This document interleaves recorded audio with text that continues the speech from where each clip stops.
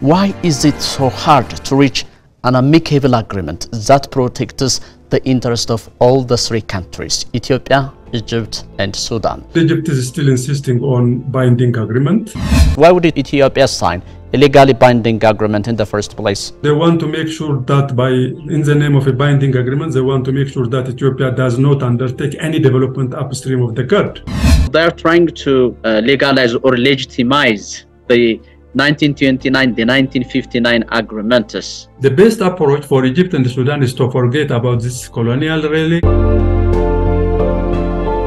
As long as downstream countries, Egypt and Sudan, maintains to stick with this agreement. Actually, this doesn't work. This type of thinking is already old-fashioned and it is outdated.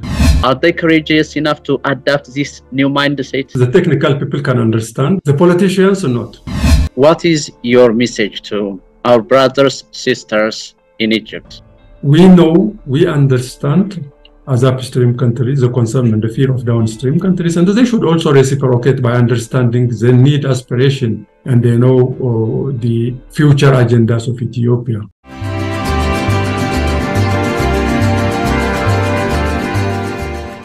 The latest trilateral negotiation among Ethiopia, Sudan, and Egypt on the Grand Ethiopian Renaissance Dam concluded unsuccessfully. What followed? Threats and accusations exchanged between Cairo and Addis Ababa. This is, of course, nothing new. The negotiations dragged on for more than a decade now. Egypt demands Ethiopia to sign a legally binding agreement on the filling and the operation of the dam. However, Ethiopia says it will not enter into an agreement that jeopardizes the current and the future use of the Nile. In short, it won't sign a binding agreement. Why is it so hard to reach an amicable agreement that protects the interest of all the three countries, Ethiopia, Egypt, and Sudan? Today, we'll find out why. To answer my question, I invited a guest, and my guest is Ahmed Nagash Nuru. Ahmed is a freelance consultant on water resource management, transboundary waters, and hydrodiplomacy. He was also the former director of Boundary and Transboundary River Affairs Directorate. He will join me from the capital Addis Ababa via Zoom. I'm Johannes Lijalem, and you are watching Messenger from Amhara Media Corporation, English.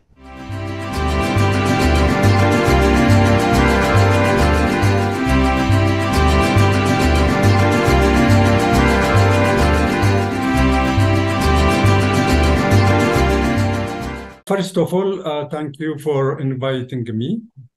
And also, really, I want to have a disclaimer that I am giving this interview my free opinion. I am not representing the Ethiopian government or the ministry or any team with which I am working.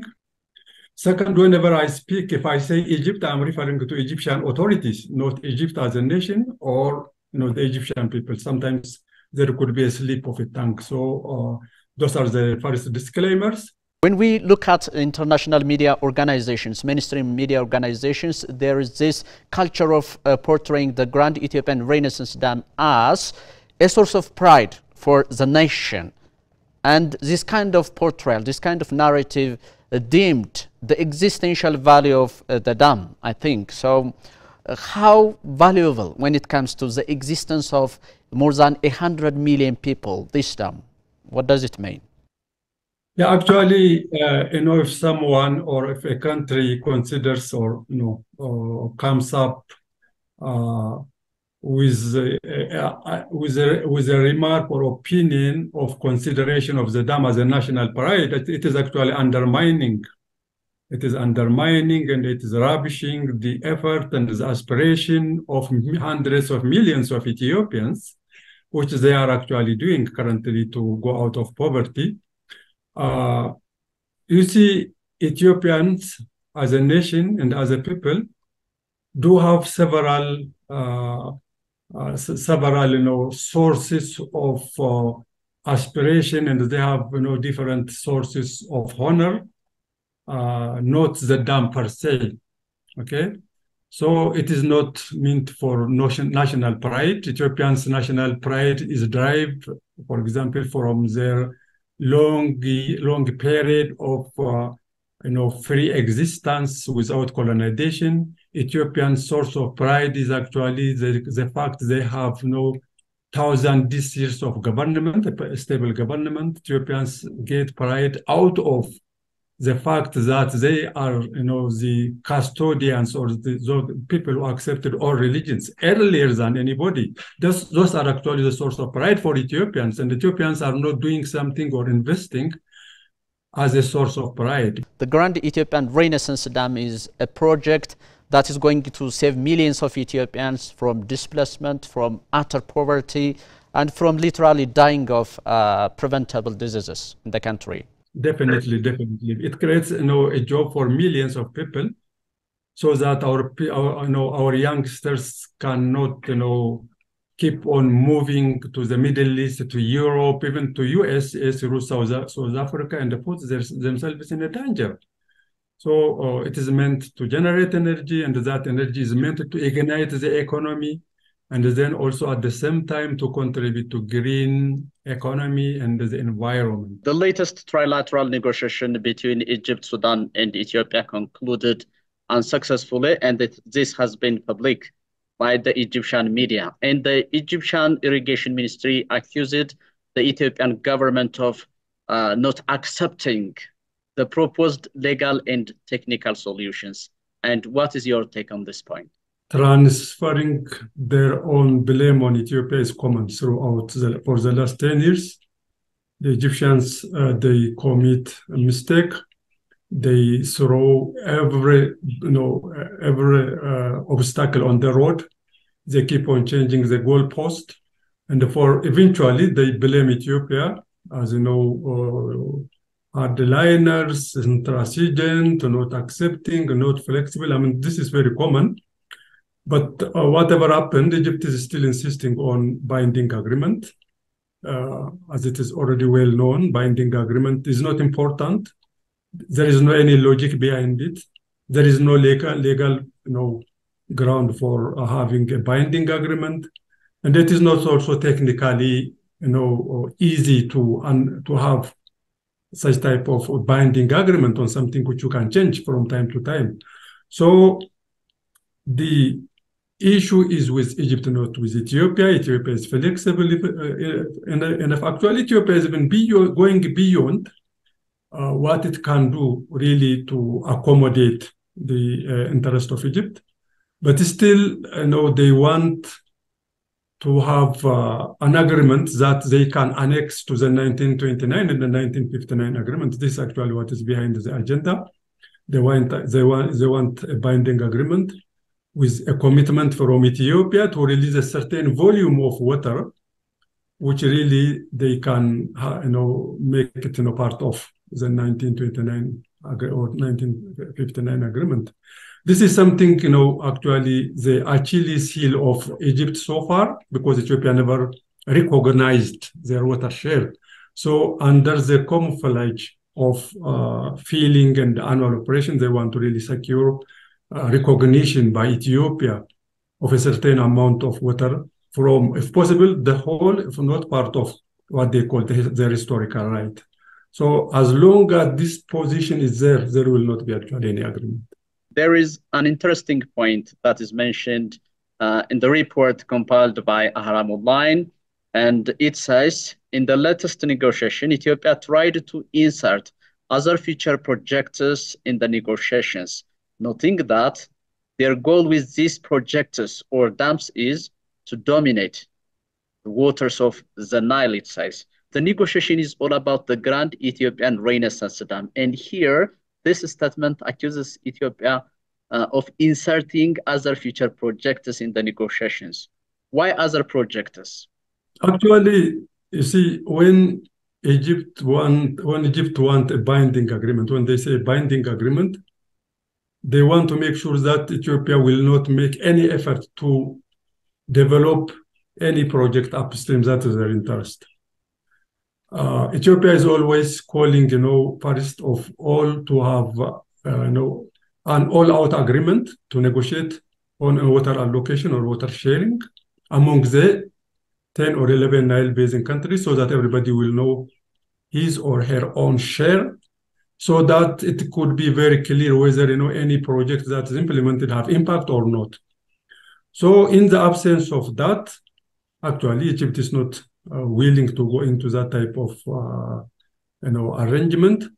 So they want to make sure that in the name of a binding agreement, they want to make sure that Ethiopia does not undertake any development upstream of the GERD. So Ethiopia is not accepting also that notion, because there are several hydropower irrigation projects which will be definitely developed in the future when it is actually when the time comes. So they want to make sort of limitation on Ethiopia to do that. That's why Ethiopia is always mentioning that I have projects upstream, and those projects have to be recognized during the negotiation. So that's what actually happening. I have been reading articles on Egyptian media that try to refute this colonial claim. They say these agreements are not colonial, Ethiopia was not colonized. So they're trying to legalize or legitimize the 1929, the 1959 agreements. So they're trying to reimpose those agreements on Ethiopia. Does this kind of position align with the 2015 Declaration of Principles that the three countries agreed previously? Because in that Declaration of Principles, the three countries agreed to cooperate on a win-win base. First of all, the 1929 agreement is a colonial era agreement. It is signed between Great Britain on behalf of upstream colonies, that is Sudan, Kenya, Tanganyika, and Uganda, with Egypt. So it is an agreement between a colonial master and the one of actually the subject, that is Egypt. So it is a colonial agreement, and that doesn't actually imply Ethiopia. It doesn't have any implication on Ethiopia, by the way. It refers to the water that is within the boundaries of those countries. When we come to 1959 agreement, it was signed between Egypt and Sudan. It is a post-colonial agreement, but it refers to the 1929 agreement. I mean, it is based upon the colonial era agreement. But this one is again rejected by upstream countries. That is Uganda, Tanzania, and Kenya. They rejected it. So it applies only to Egypt and Sudan, which means this agreement applies to the water that is entering their border. So we don't care. As long as the water is in their border, it can apply on that, but it doesn't apply in any water that's outside their border. So it doesn't have any implication for Ethiopia. It is the main challenge is that as long as this agreement is around, Egypt and Sudan always try to make this colonial relic part of the new initiatives. Then this agreement doesn't include any provision that is according to international rules which are existing or operational currently. Because it involved only two countries. There are 11 countries. It allocated the water only to two countries. Even among the two countries, it was not fair. I mean, what the reason why Egyptians allocate nearly 85% to themselves, only 15% to Sudan? So it is not fair within it. It doesn't have any provision that is related to international standards. But when we look at the CFA that was signed in 2010 in Uganda, negotiated for 13 years, it included all countries. It undertook, or it involved all procedures, internationally accepted procedures, and that it is in line with international law. They rejected that. Then when we come to again the DOP, the DOP also talk about newly accepted legal provisions that are the equitable and the reasonable utilization and the causing of no significant harm. But they don't want to talk about this one. Like in the DOP, they don't talk about the 8 principles in the DOP. They talk about Article 5, which talks about filling and operation, and they talk about Article 10, which is dispute resolution. About the rest, the 8 provisions, they don't talk about that because they don't want that one. Because the rest, particularly the article about equitable and reasonable utilization, the article about obligation not to cause significant harm is totally in line with international water law, but they don't want to talk about that. So those two agreements, the colonial relics which actually even the colonialists themselves are ashamed of it today, is accepted and honored by Egypt, and it is up to them. But it applies only in the water, on the water that enters their territory. So the point is that these countries, as long as they are trying to maintain this colonial agreement, do you think amicable solutions can be reached concerning the GERD particularly, or in general on the basin resource? We look at it, from two perspectives. Let's talk about the GERD. Yes, on the GERD, it is possible to reach amicable solution. First and foremost, the negotiation has to be, genuine negotiation. It has to be negotiated. They have to come genuinely with clear positions and interests, with clear options, and then with clear underlying interests from all sides. It has to be very genuine. Everybody has to come to give and take and then to reach an agreement. You come to negotiation table, you say, I don't change your position. I don't change my position. I don't understand why you come to negotiation table. When you come to negotiation table, you really have to be prepared to concede and to discuss, debate, narrow differences, and then come to an agreement. It is possible on the GERD because it is a dam, a simple dam. They already developed guideline for operation as well as filling.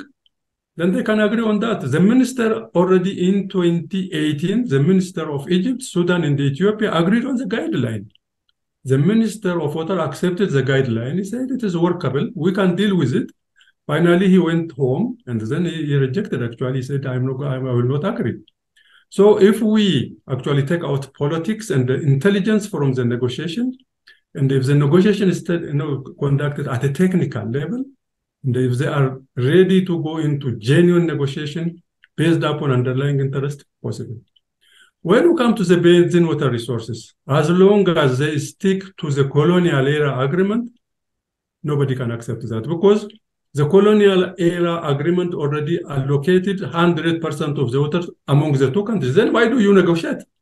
You negotiate on air. So that has to start from clean sheet. It has to start from clean slate. They have to negotiate based upon international practices and international law. There are, criteria and the scoring system within the provision of the equitable and the reasonable utilization. Based upon that, they may negotiate for 100 years, I don't know, but they can actually find the solution if the colonial era agreement is actually thrown out of window.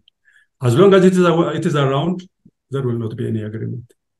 When it comes to the Grand Ethiopian Renaissance Dam, Egypt demands Ethiopia to sign a legally binding agreement. Here is the sticking point. Why would Ethiopia sign a legally binding agreement on a dam financed by its citizens, built inside its territory, on the river that originates from its mountains and valleys? Why would Ethiopia sign a legally binding agreement in the first place? Yeah, first of all, there is no need, for Ethiopia to sign any binding agreement on the Grand Ethiopian Renaissance Dam because it is not important and it doesn't have any legal foundation, and at the same time, it is technically very difficult and impossible to go into such type of obligation. If we look at the negotiation, the current negotiation, it is mainly, to have to agree on the first filling and annual operation of the dam. So the legal basis for the current negotiation is the Declaration of Principle that was signed in 2015 in Khartoum in March by the three head of states of Ethiopia, Sudan, and Egypt. When we look at the Declaration of Principle, Article 5 is a very relevant article for the provision for the current negotiation. It talks actually about preparation of a guideline on the first filling and annual operation of the dam, and to agree upon it. So it is preparation and agree on the guideline, not on the binding agreement. Even it doesn't say they enter agreement on the guideline. It says prepare and agree on guideline and annual operation. That is also the legal basis.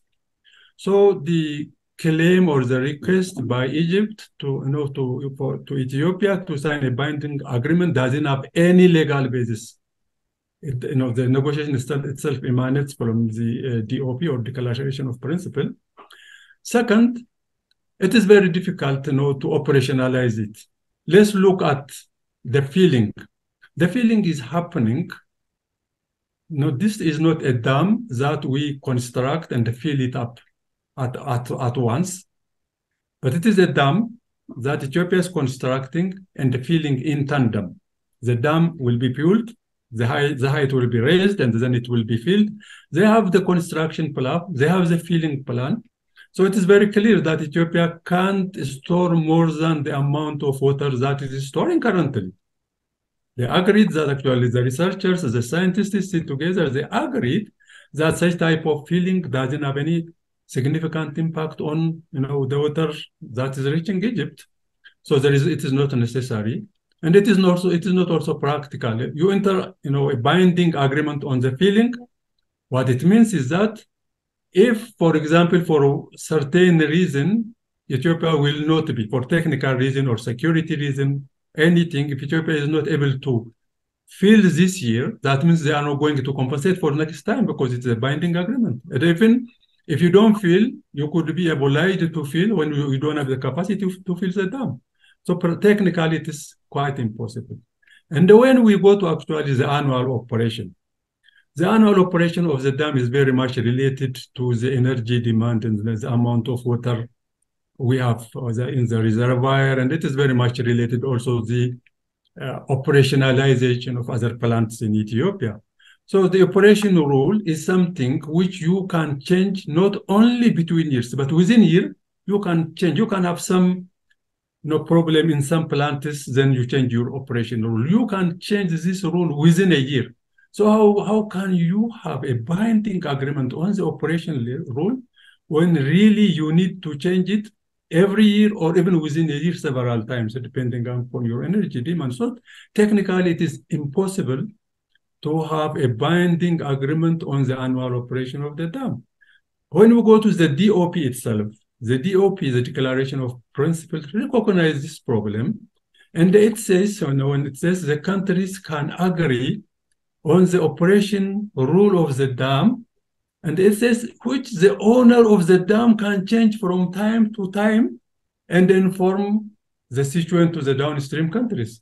So the DOP itself provides, the right to Ethiopia to change the operation rule, which is the annual operation, from time to time as needed. So how can you request a binding agreement for something that you can change every time? You enter a binding agreement. When you want to change, then you have to abrogate that agreement. You have to get the consent of the downstream countries. You have to negotiate again. By the time you do that, the necessity of that change is already gone. So why do you tie your hand and then put your national interest at the mercy of others? So it is totally unacceptable. Based on your observation, what is dragging the negotiation for so long? It has been like more than a decade now, and still the negotiations are dragging on and on and on. When we look at international experience, construction of dam is not new in the world. Currently, we have more than 800,000 dams in the world. And Egypt is also the owner of the third largest dam actually in Africa. The GERD is not the largest, but maybe the fourth largest. So they are the owners of the third largest dam in Africa. So filling the dam and operating the dam is not new. Actually, it was complicating this negotiation is actually hidden agendas behind the filling and the operation. The negotiation, first of all, started from the wrong direction, and it is actually being pursued based upon positions. Countries are now negotiating on positions, not on their underlying interests. So filling is not the underlying interest of Ethiopia. Annual operation is not the underlying interest of Ethiopia. The underlying interest of Ethiopia is generating energy and providing energy to the poor. using the energy to drag the country out of poverty. But currently we are negotiating on water volumes, which is Egyptian position. Egyptians, you see, when we go to those colonial era agreements, those agreements denied the existence of Ethiopia as a nation. Now let's come to the broader point. The broader point is the Nile water usage. And Ethiopia always maintains from the beginning of the dam on the principles of fair and equitable use of the Nile. Given Ethiopia's contribution to the Nile, this position, the principle of fair and equitable use of the Nile, is not reciprocated from downstream countries, particularly from Egypt. So what is your take on this? This is the policy of Ethiopia from the start, that there should be, an equitable and reasonable utilization of the waters of the Nile Basin. This is actually at the core of the objective of the Nile Basin Initiative.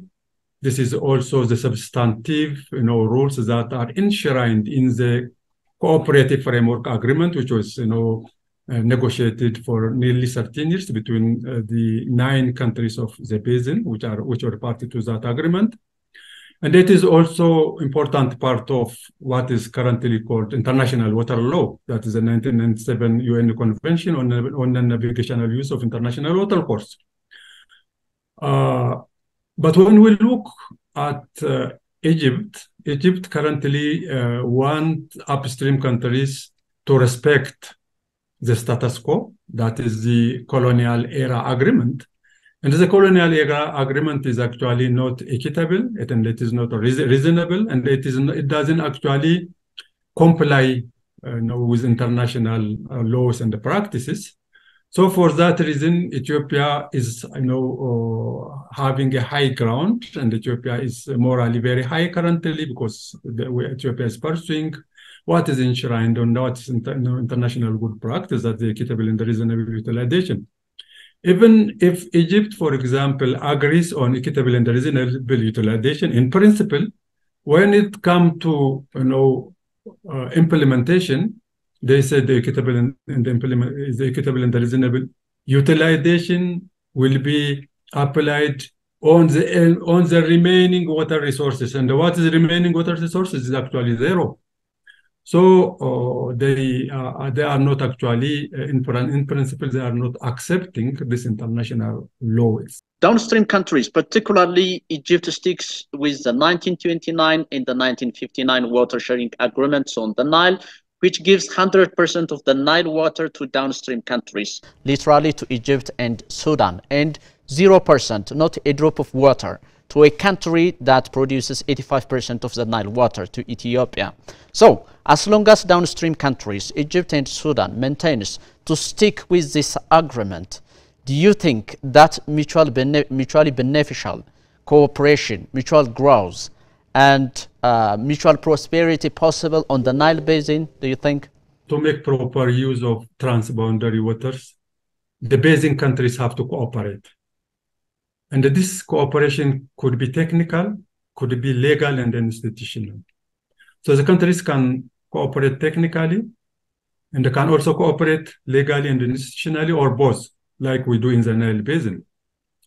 So cooperation is normally, you cooperate based on your willingness to do so.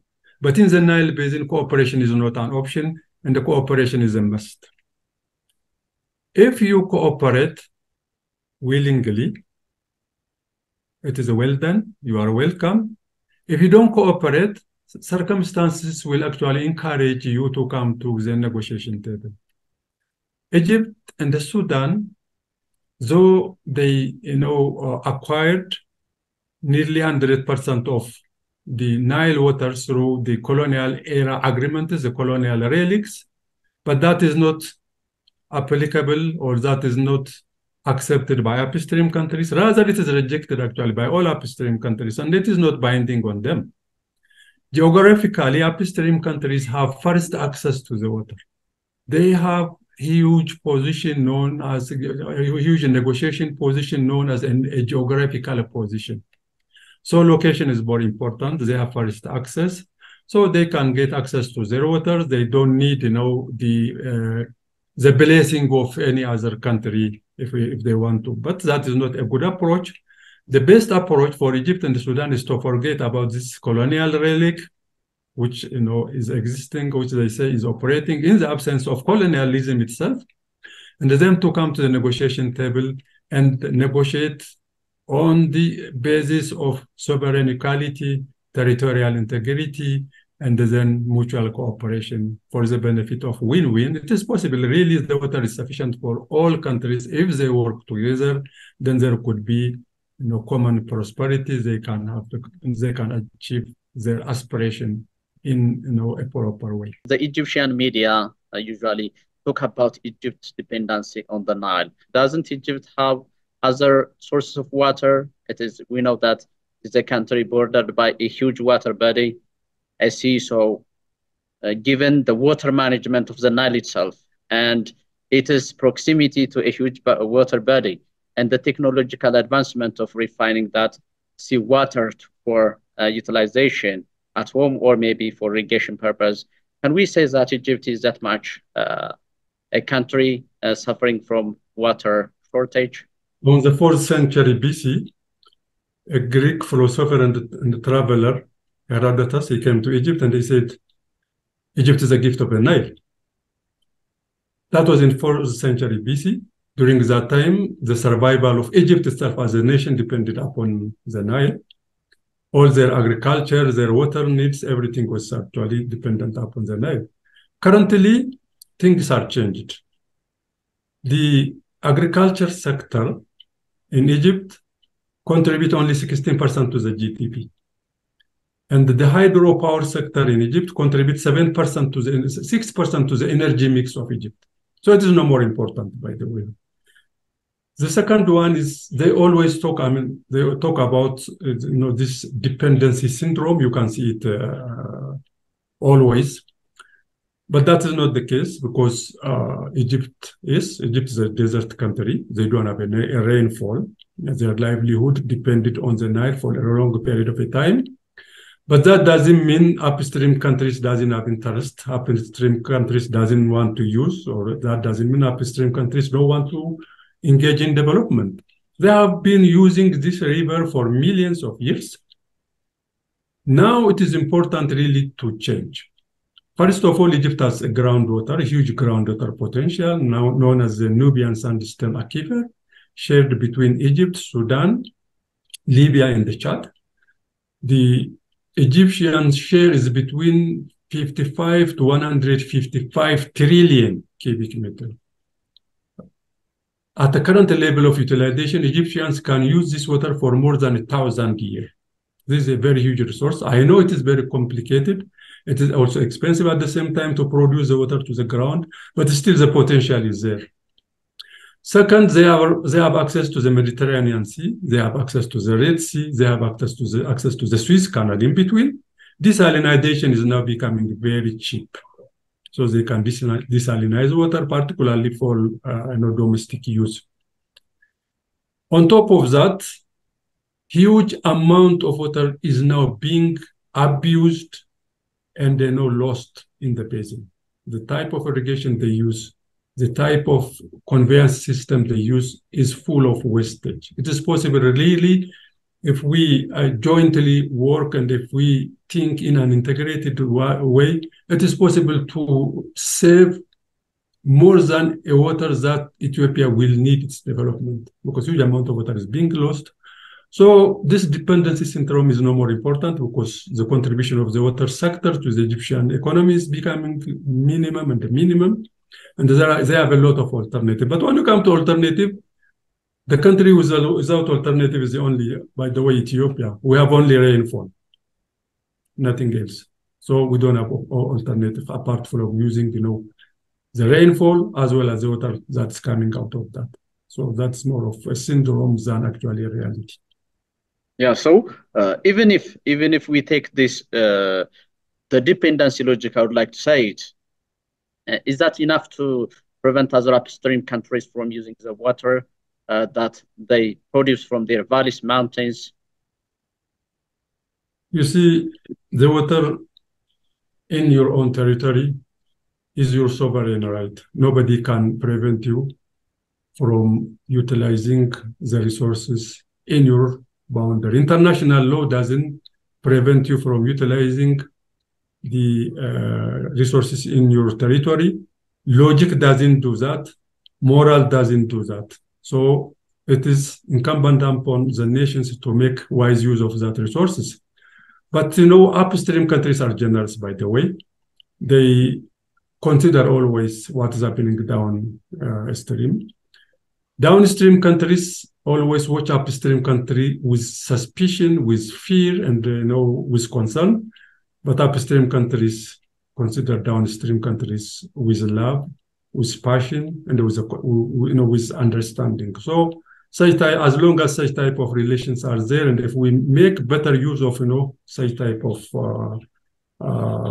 feelings, definitely there will be a better solution in the future, to come up with a better solution for good neighborliness. Otherwise, nobody can prevent you to utilize the water in your territory in an equitable and reasonable manner.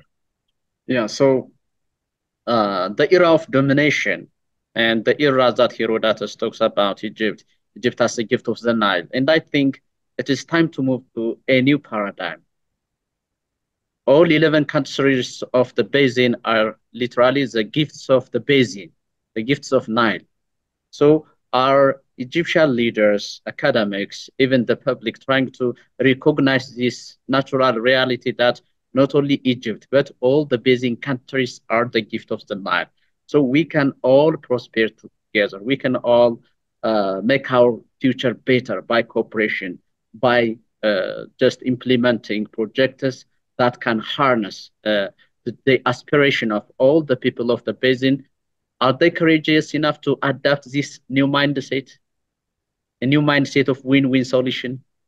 The technical people can understand, and they are ready actually to engage, and they also they are already convinced that that is the only way forward. The politicians are not.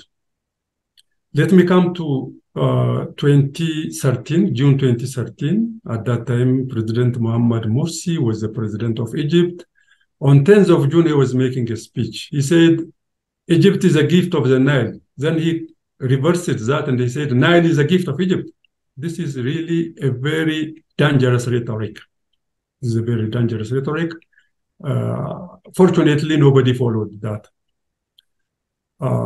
Yes, now currently, the reason actually Herodotus said Egypt is a gift of the Nile is that he didn't go beyond Egypt. He knows only Egypt. That he thought the only country in that area is Egypt. That's why he actually made that speech. The politicians, even today, like if we look at the constitution of Egypt, it starts with the same saying. It says Egypt is a gift of the Nile. You go into the constitution, Article 14, Article 44, it talks about Egyptian government protecting the historical right of Egypt on the Nile, which means 100% of water allocated to them. Actually, this doesn't work. This type of thinking is already old-fashioned and it is outdated. Really, we have to inculcate new thinking of win-win solution, joint investment, genuine cooperation, negotiating, to always to resolve the differences. This is actually the way forward. And they have to change towards that. I'm sure the politicians will stand back, think wisely, and then come to a better direction. Otherwise, they are downstream countries. As a downstream country, you are at a disadvantage. You are at a disadvantage. Negotiation is more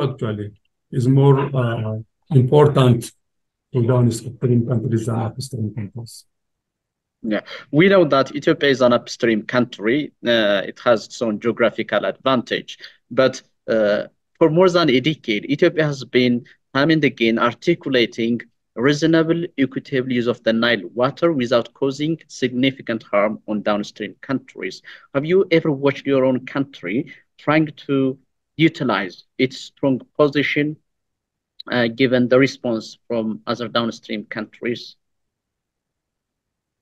Rather, actually, Ethiopia used its geographic position to balance the power during the negotiation. Now, in negotiation, there are four powers of negotiation.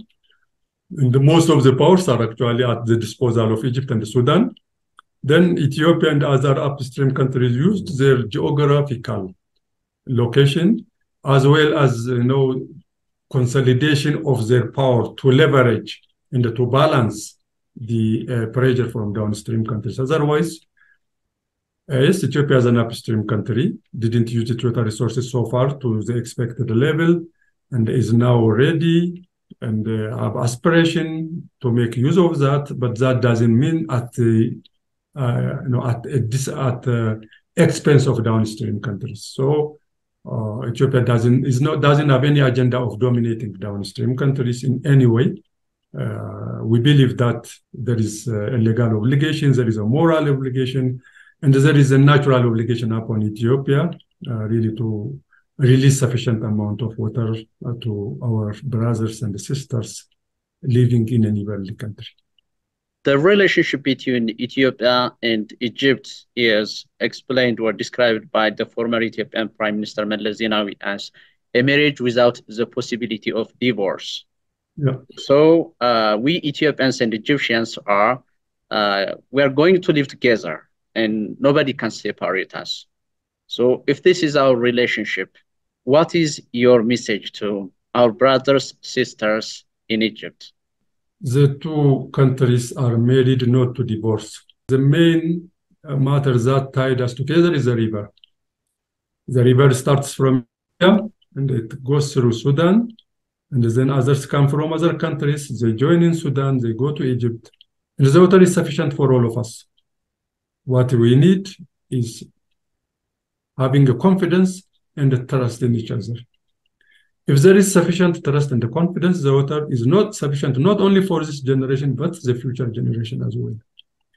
Several studies show that if we shift storage in Egypt and Sudan to the Ethiopian highlands, the amount of water that is saved from evaporation is more than what is needed to develop Ethiopia. That means there is a possibility of increasing flow downstream.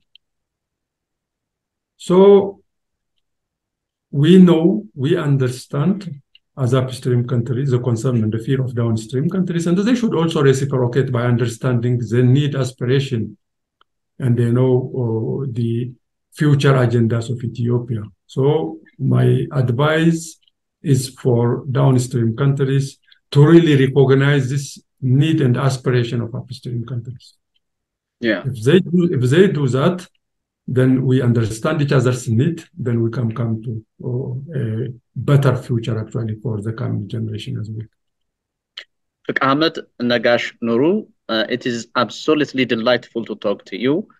Thank you for your time. Thank you very much. This is all we have for today. Until we meet next time with another guest and another topic, take care of yourself and each other.